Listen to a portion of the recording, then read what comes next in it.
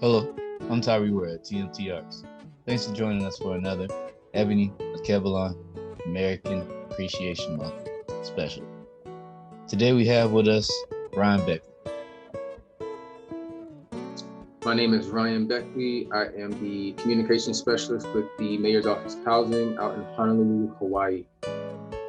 Thanks for joining us today, Ryan. No problem.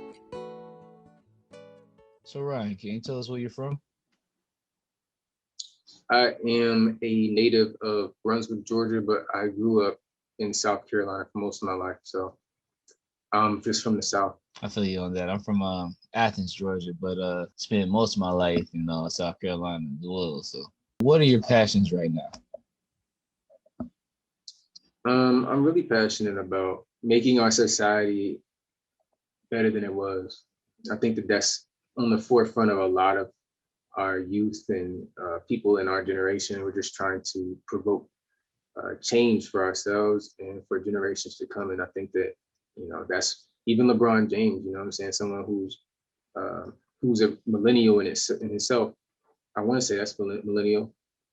But yeah, they're still trying to provoke change, building schools and stuff like that. So, but ultimately, you got to use your gifts and talents. And I think that, one of my gifts is to be visual, create.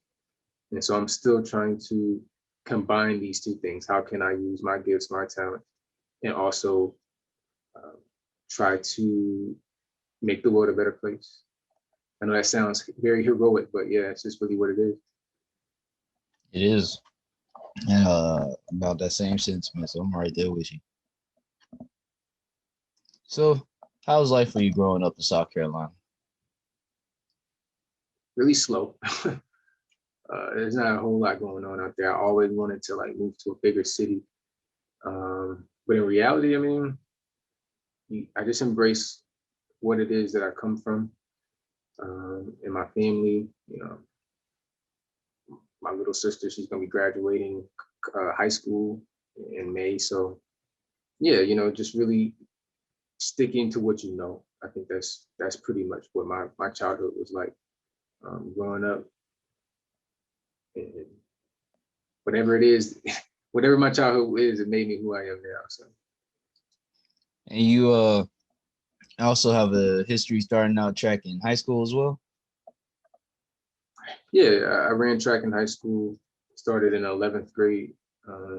Before that, I was always trying to make some team. It was either basketball or football, but me and track found each other before it was too late, and it opened up a lot of doors for me. So I'm not complaining about that.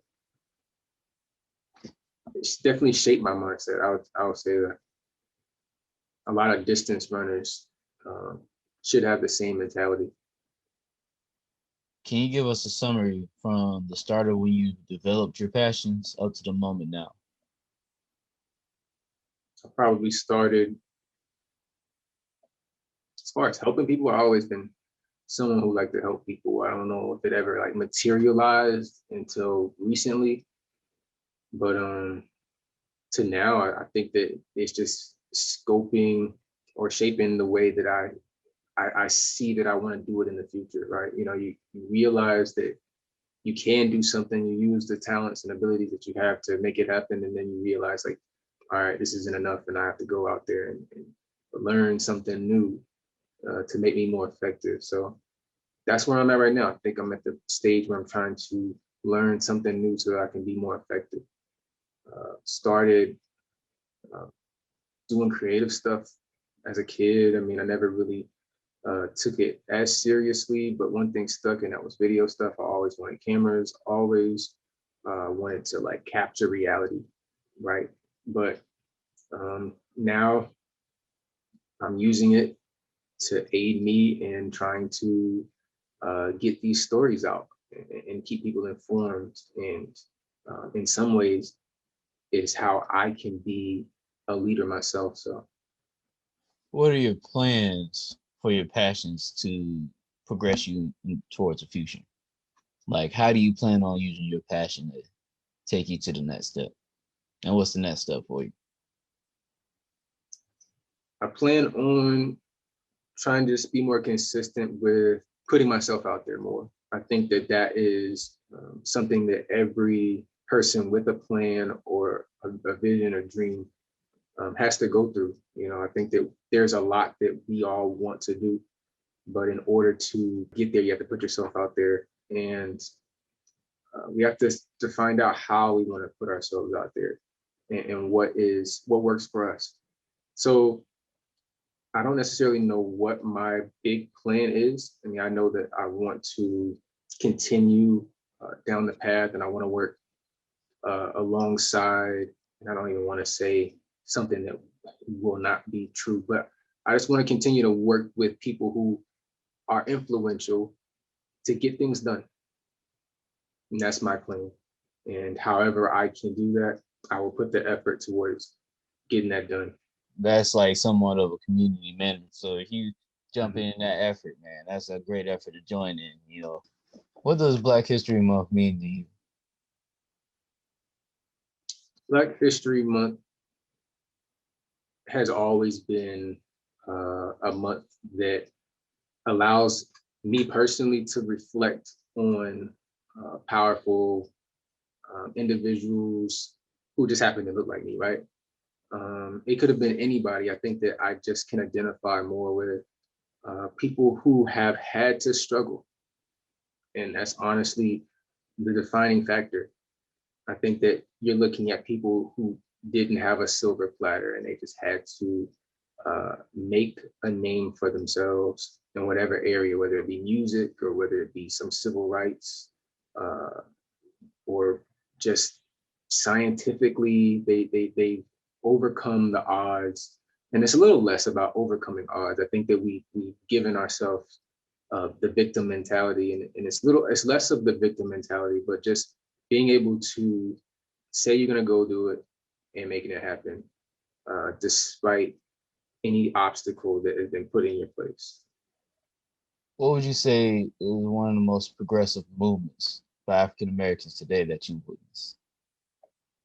The civil rights movement of the 60s uh, is just one of those, because it's not just that, right? You had a lot of things going on. You had the hippie movement, the free love movement. And so a lot of people were just really feeling the change around that time. And then we just kind of took advantage with our own struggle and plight.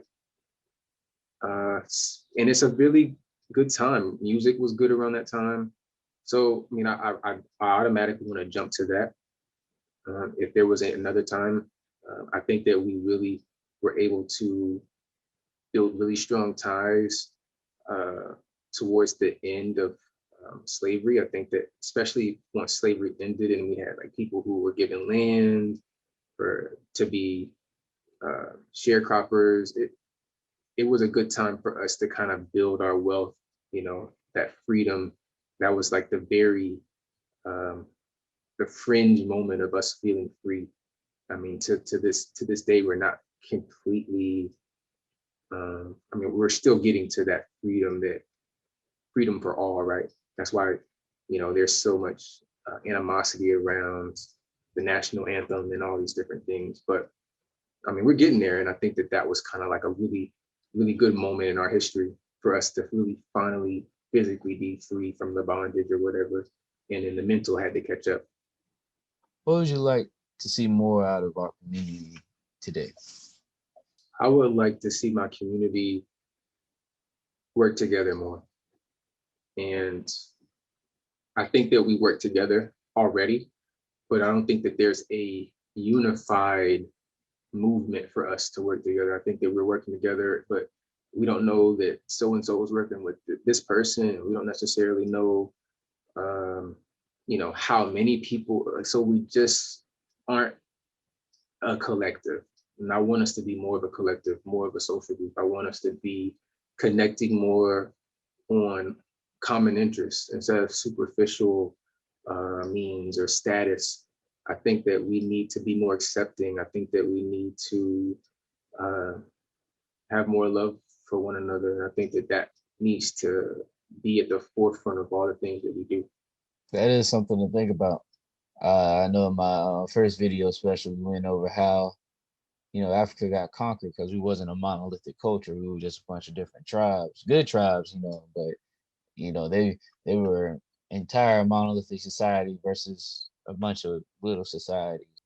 What are your hopes for the future of our people and our culture from here on out? Like, what would you say to, like, as a message to your future generations? If we can time capsule this video and it just pops up sometime in the future, maybe next year, maybe next 20 years, somebody looks back at this. What if somebody looks back and they see your video and you're like, they looking at the interviews and they're like, all right, so these interviews are great. And you're looking at these interviews and they're like, all right, let's see what Ryan Beckley had to say to us. What would you say to those people?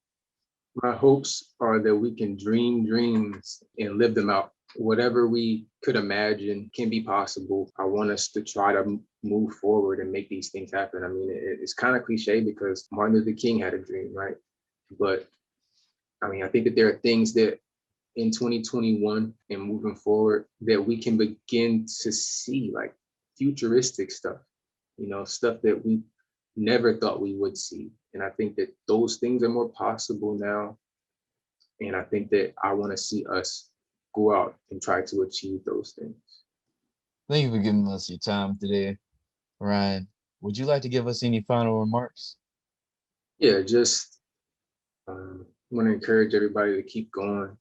And I know that as we continue to push the limitations of ourselves in our society, it takes encouragement to continue to stay with it. I think that the status quo is not going to be able to understand when you're trying to do something that hasn't been done before. And so I just want to encourage everybody to stay encouraged and encourage one another. February is Black History Month, and don't just think about Black history in February, but and be empowered every day of the year.